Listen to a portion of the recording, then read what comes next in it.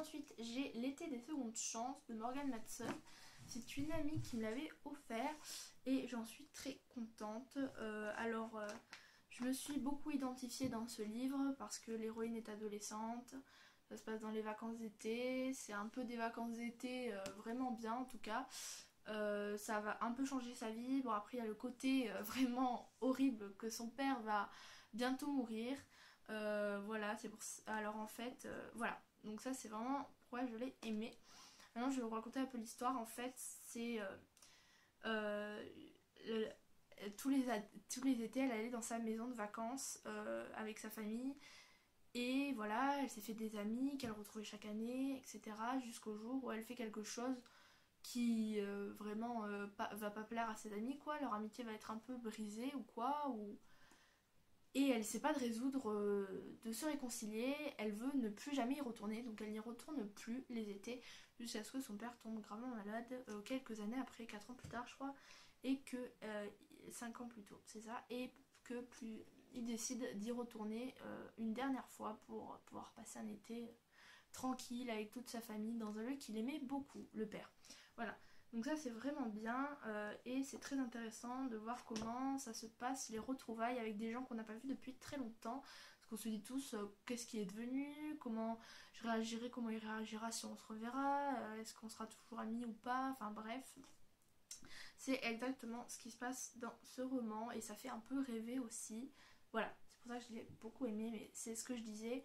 Ce genre de roman, je l'aimais peut-être parce que j'étais adolescente, mais plus tard, peut-être quand je le relirai, je l'aimerais peut-être moins. Voilà, parce que je serai plus adolescente.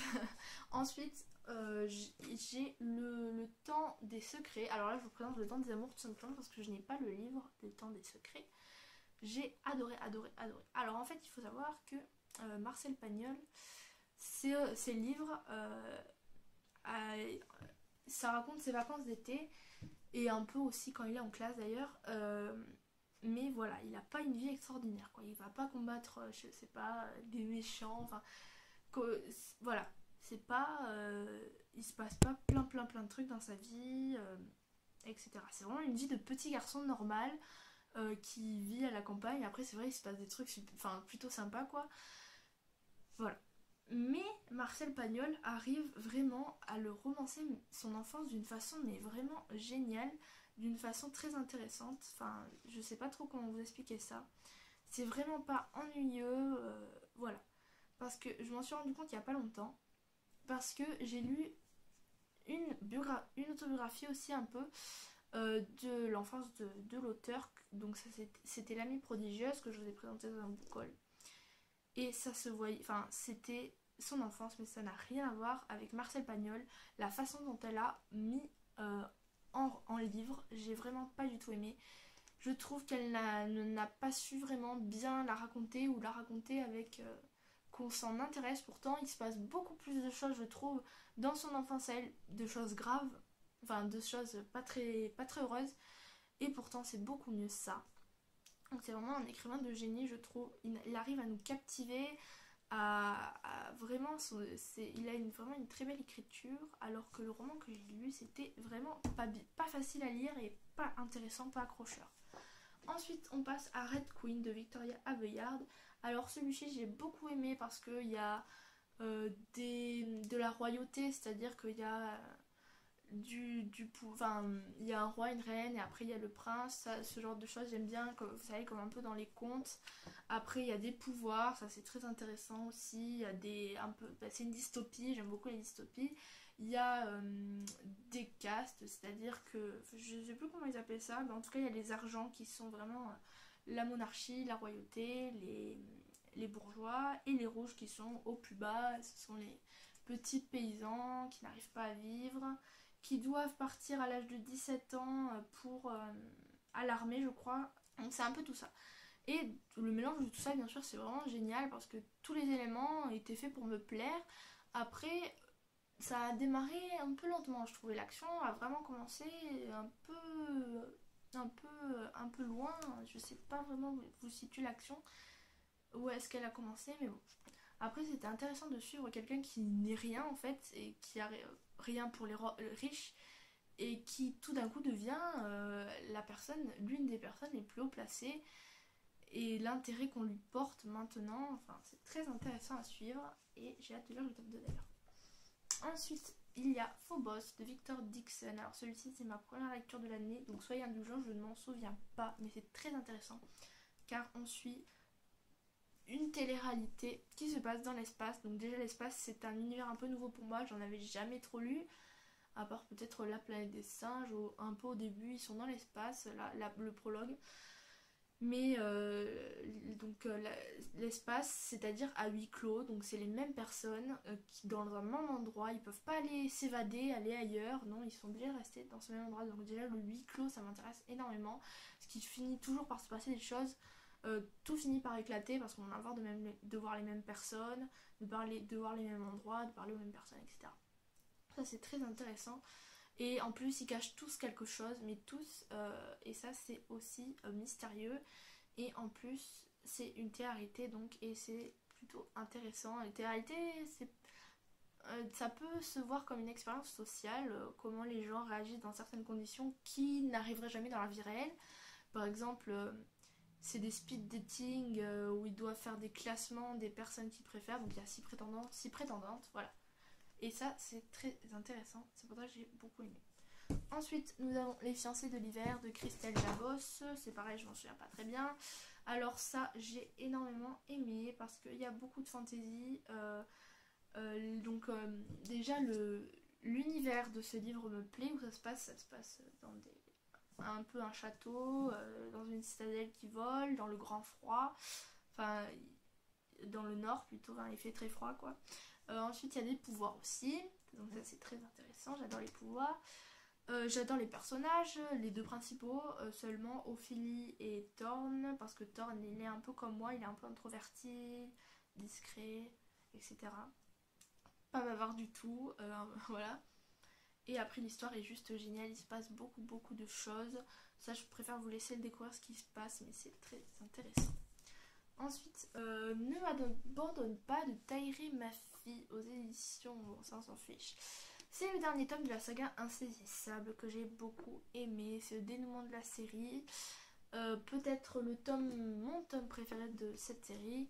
C'est le dénouement de l'histoire. Bon, il y avait un peu un triangle amoureux, elle choisit qui elle préfère et finalement c'est pas à quoi on s'attendait au début, peut-être, mais finalement c'est peut-être le meilleur choix parce qu'en fait, alors voilà, c'est tout ce que j'ai à vous dire. Ensuite il y a un personnage qui se révèle être en fait, depuis le début on croyait qu'il était méchant, enfin qu'il était sadique, etc. Et finalement non, pas du tout. Surtout en lisant la nouvelle d'ailleurs, une petite nouvelle sur ce personnage, donc c'est Warner, qui on est à sa place et on sait ce qu'il pense du coup. C'est raconté par lui, l'histoire est racontée par lui, du coup on comprend qu'il est pas du tout méchant. Voilà. Après, comment vous dire, c'est le dénouement de l'histoire. Après, je veux pas trop vous spoiler, mais c'était très beau comme d'habitude, très prenant et j'ai beaucoup aimé. Une grande surprise parce que c'est un livre qui m'a été imposé à lire et j'ai adoré. Donc je vous en ai peut-être déjà parlé, je ne sais plus. Donc c'est le rapport de Brodeck de Philippe Claudel. Alors, peut-être aussi j'ai lu à la bonne période, c'est-à-dire quand j'ai emménagé dans un petit village, ça me rappelait beaucoup ma situation, même si les villageois sont pas du tout comme dans le livre, mais il y a beaucoup de choses qui font que c'est un excellent roman. Tout d'abord, il écrit, c'est un peu un écrivain, c'est pas un écrivain, mais voilà, il raconte des histoires, on va dire, et j'aime beaucoup. Bon, voilà, après, je peux pas vous en dire énormément, mais ça se passe un peu peut-être pendant la Seconde Guerre mondiale, mais c'est inventé, c'est une histoire fausse, et ça s'inspire peut-être de la Seconde Guerre mondiale, c'est peut-être pas forcément celle qui est représentée, bref, voilà, donc on suit. Et il a fait énormément de choses, il lui arrive énormément de choses vraiment horribles dans sa vie.